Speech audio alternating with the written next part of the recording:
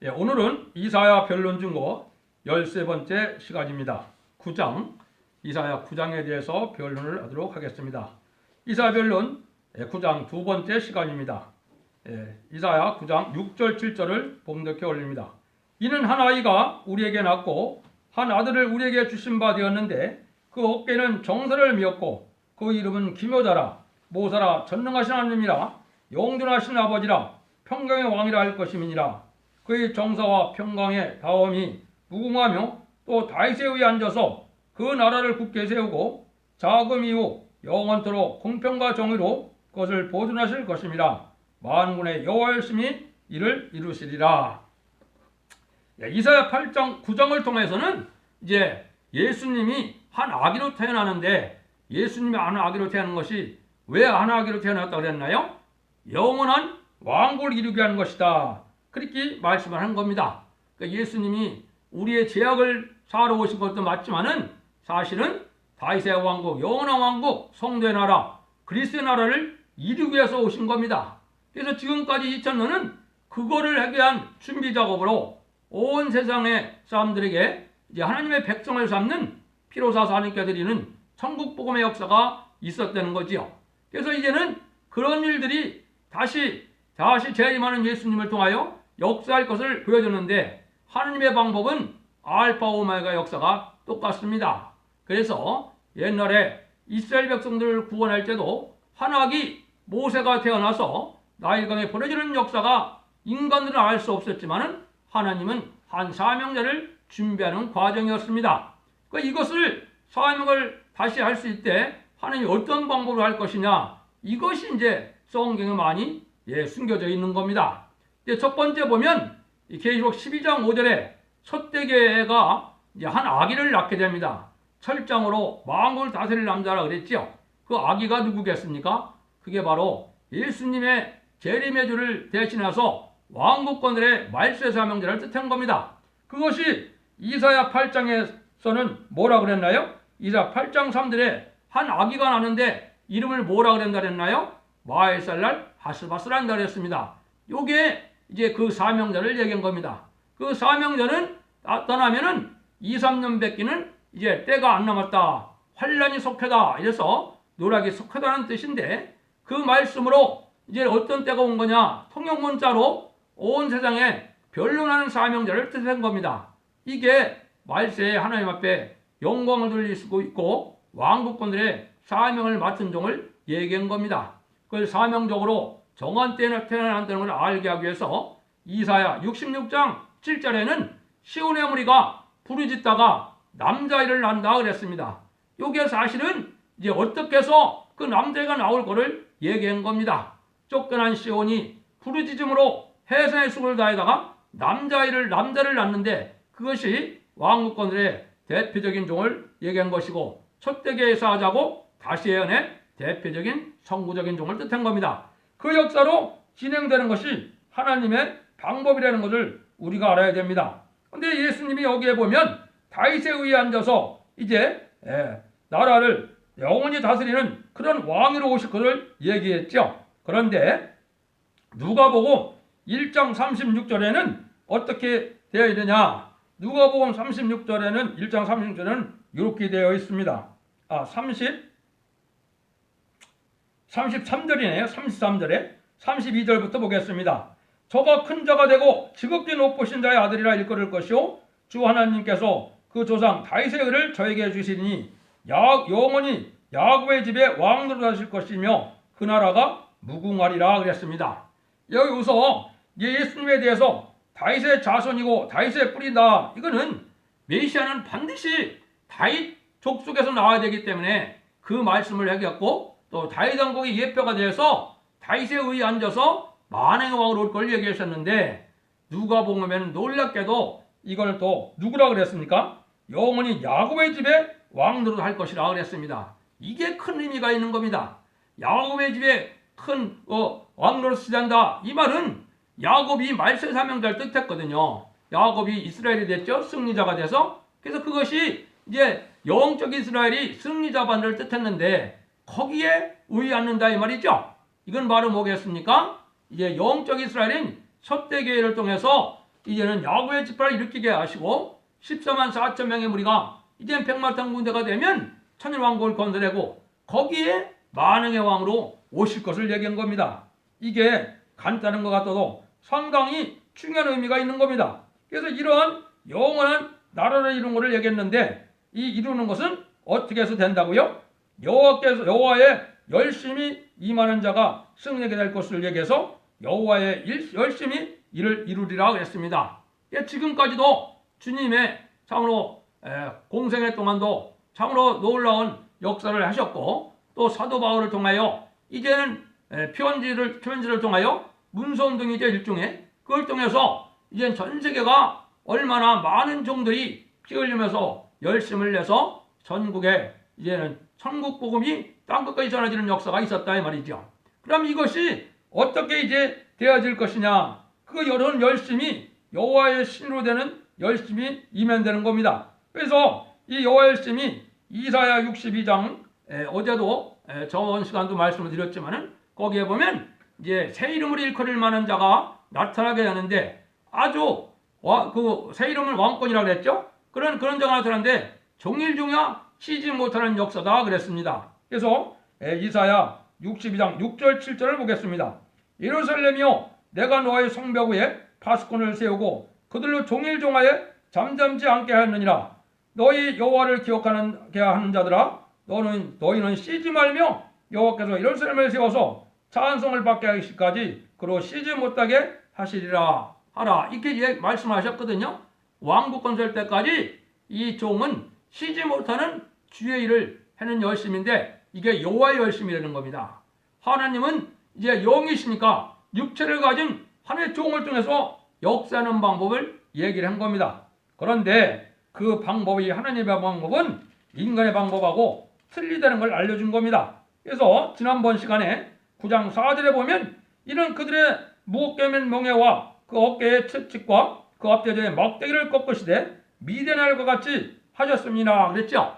그런데 하나님의 방법은 미디안과 같이 하는 겁니다. 이거 사사기 보면 어떤 역사입니까? 기드온의 300용사로서 블레셋 군대 14만 5천 명하고 싸움에서 12만 명을 죽이는 역사로 나타났죠. 이게 아주 중요한 의미입니다. 그래서 기드온의 300용사와 같은 이 사적을 여기다 얘기한 것은 선지국가인 한국에 이루어질 것 때문에 말씀을 하신 겁니다. 그렇지 않으면 선지서 이걸 다시 말씀하실 리가 없습니다. 그러면 사사기에 7장 20절에 보면 어떻게 되느냐? 항아리에 뭘 이겼느냐? 항아리에 횃불이 들어있죠. 항아리 횃불에서 항아리가 깨지니까 이제 뭐가 나온 겁니까? 이제는 항아리가 깨지니까 횃불이 나왔죠. 횃불이 나오니까 뭐라고 외치라고 그랬습니까? 여호와의 칼, 기드온의 칼이라 그랬죠. 그런데 그러고 나서는 뭘 하라 그랬습니까? 나팔을 부르라고 그랬습니다. 나팔을 부르니까 다 천사가 나타나서 싸워서 이기게 됐죠. 이게 하나님의 방법이라는 겁니다. 여러분들 각자가 잘못된 이단이나 잘못된 단체들은 다 자기가 큰 권세를 받고 나와서 큰일 할 것처럼 난리치지만은 하나님은 약한 자를 통하여 강한 자를 치게 하는 것이 하나님의 방법이라는 겁니다. 이게 알파 역사입니다. 그래서 지금도 이 기드온이 가장 작은 자라 그랬죠. 가장 작은 자라 했는데 하나님이 들어쓰는 방법을 얘기한 겁니다. 그런데 항아리가 깨져야 된다는 말은 뭐겠습니까? 우리가 자기 자신이 없어야 됩니다. 인간성 죄악성이 소멸되고 자기 생각과 고집을 다 팔아야 하나님의 역사가 진행됩니다. 자기가 대단한 위치에 있는 것처럼 생각하고 자기가 엄청난 능력의 사람으로 생각한다면 하나님은 거기에 역사가 임할 수 없습니다. 그런 겸손 가지고는 되지 않습니다. 그래서 항아리를 깨지 않으면 횃불이 안 보이죠. 횃불이 보이려면 우리가 사실 진흙으로 지음받았으니까 우리가 질그릇에 불과한 사람이거든요. 그래서 그것이 완전히 깨지면 뭐가 나타났습니까? 횃불이 나타났죠. 지금 이 시대의 횃불은 뭡니까? 진리의 봉합불입니다. 진리의 봉합불은 뭘 진리의 봉합불이라고 그러나요?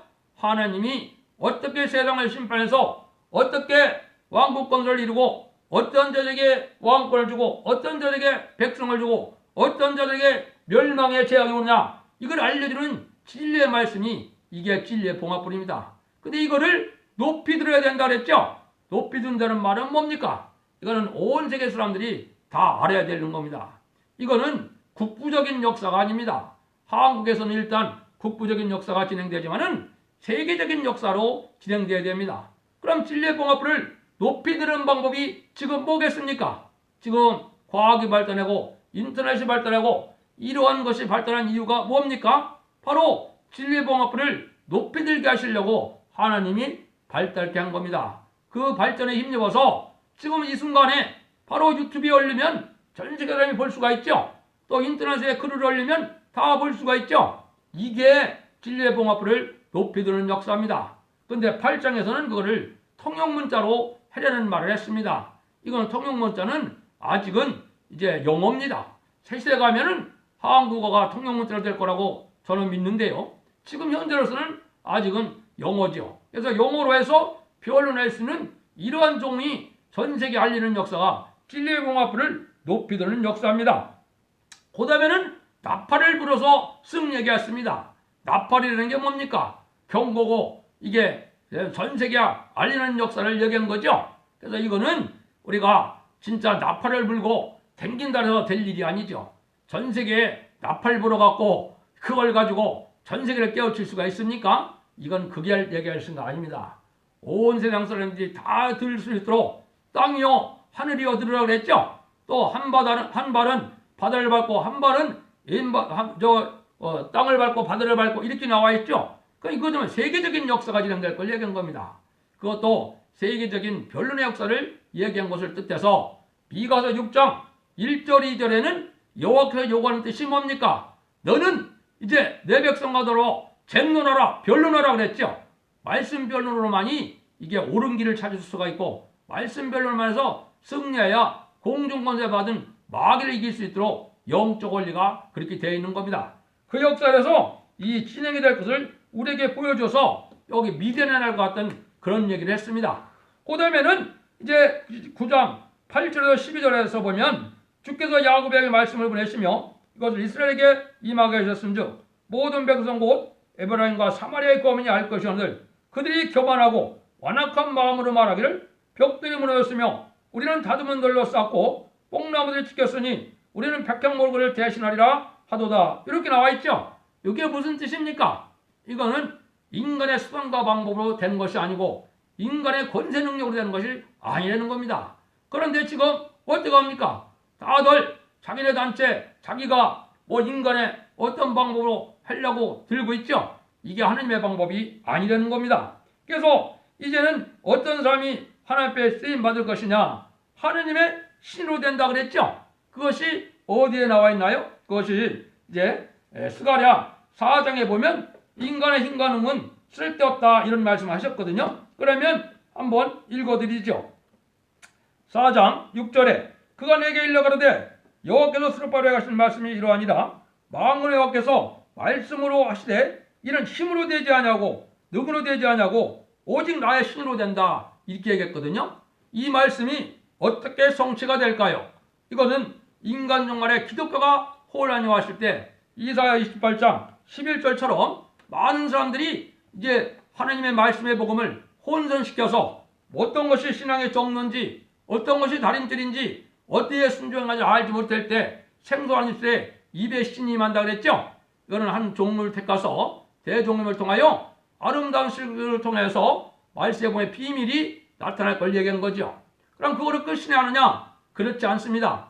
이사야 59장 20절에 보면 입에 심이 임한 그 말이 어떻게 된다고 하세요?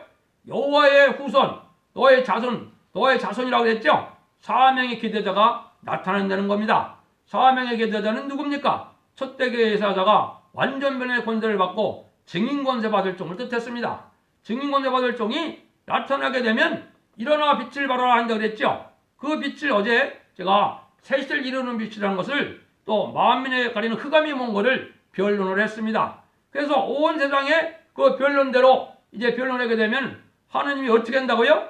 60장 12절에 너를 섬기지 않냐고 너를 순종하지 않는 자는 다 진멸한다 그랬죠? 나라와 백성이 다 진멸당하는 겁니다. 이게 인간 종말에 하나님의 신으로 되는 역사를 얘기한 겁니다. 그래서 하나님이 시대적인 사명자를 세워서 하나님의 역사가 진행될 때 여기에 순종하지 않으면 죽게 되는데 많은 사람들이 여기 인간의 수단 방법으로 하려는 사람들이 많다는 겁니다. 그래서 여기에 보면 그 말씀을 얘기한 건데 이제 아까도 얘기한 것처럼 이제 갑자기 여호와의 열심히 임한 자는 진리의 봉합부를 이제 들적에 북방 미디안 군대가 막는 것처럼 마지막에 인간 종말에 미디안 군대 같은 자가 누굽니까? 아수르가 누굽니까? 이게 공산당이거든요. 공산당이 멸망이 올 때가 된 겁니다. 그 공산당에게 동조하고 공산당을 좋아하고 타협하는 자들이 같이 망하게 되는 겁니다. 그것이 현실의 한국에 대한 입장이 딱 되어 있는 겁니다. 그래서 망할 날이 심판으로 망할 날이 얼마 남지 않았다. 이렇게 우리가 볼 수 있는 겁니다. 그래서 이런 여호와 열심이 있어야만 하나님의 역사가 진행될 것을 우리에게 알려준 겁니다. 근데 이때 왜 이 백성들이 망하게 되느냐? 여기에 보면 그 얘기를 하셨거든요. 그래서 13절 16절에 보면 여기에 그렇게 되어 있습니다. 하루 사이에 이스라엘 중에서 머리와 꼬리며 종려가지와 갈대를 끊으시니 머리는 곧 장로요 존귀한 자요 꼬리는 거짓말을 하는 거짓 선지라. 백성을 인도하는 자가 그들로 미혹해 하니 인도를 받는 자가 멸망을 당하는도다. 이래 놨죠. 이게 뭡니까? 영적인 지도자인 종교 지도자, 정치 지도자인 지금 현재 정권, 이게 다 인간이 망할 미혹하는 길로 인도한다는 겁니다. 그래서 다 망한다는 겁니다. 한국이 그렇죠. 한국은 앞으로 어떻게 돼야 됩니까? 이제 멸공진리가 진리라는 것을 알아갖고 이제 우리나라 방방곡곡에 멸공진리를 전하는 때가 와야 하나님의 역사가 진행되는 겁니다. 이게 요엘서 1장 2장에 이제 전무후무한 환란이 올 때 하나님이 멸공진리 집회를 성회를 금식성회를 할 걸 얘기했죠. 이때 하나님의 절대적인 보호 역사와 천군 전세의 도움으로 승리의 단체가 나올 걸 얘기한 겁니다. 이게 하나님이 하시는 역사로 예정된 겁니다. 그래서 그런데 인간으로 봤을 때는 어떻게 저 북방 정권을 무너뜨리고 어떻게 중공과 소련이 있는데 그걸 이기느냐 이렇게 생각할 수가 있죠. 그런데 하나님은 걱정하지 말라는 겁니다. 아주 쉬운 일이라는 겁니다. 천지를 창조하신 하나님께서는 티끌먼지 같은 인간 세상에 하나님이 어렵지 않다는 겁니다. 그게 어디에 나와 있나요? 그게 이사야 49장 6절에 나와 있습니다. 말세 사명자가 바로 앞으로 할 일이 뭐냐? 야곱의 집회를 일으키는 일과 남은 자를 도로게 하는 겁니다. 야곱의 집회를 일으키는 건 뭐겠어요? 이거는 계시록 7장에 14만 4천 명의 12번열에 14만 4천 명을 일으키는 것을 뜻한 겁니다. 그 다음에는 능히 질 수 없는 우리 계시록 7장 9절에 택한 백성들을 살리는 역사가 진행될 걸 얘기했는데 그것이 아주 하나님은 쉬운 일이라는 겁니다. 그걸 경한 일이라는 겁니다. 한번 읽어드립니다. 이사야 49장 6절입니다. 그가 가라사대 네가 나의 종이 되어 야곱의 지파를 일으켜 이스라엘 중에 보존자들을 돌게 할 것은 오히려 경한 일이라 그랬죠. 내가 또 너로 이방의 빛을 삼아 구원을 베풀어서 땅 끝까지 이르게 하리라. 이거는 천국 공부로 영웅권을 뜻한 것이 아닙니다. 이거는 마태복음 24장 31절에 보면 이 땅 끝에서 저 땅 끝까지 천사를 모아서 모은다고 그랬죠. 천사의 역사가 진행되는 겁니다.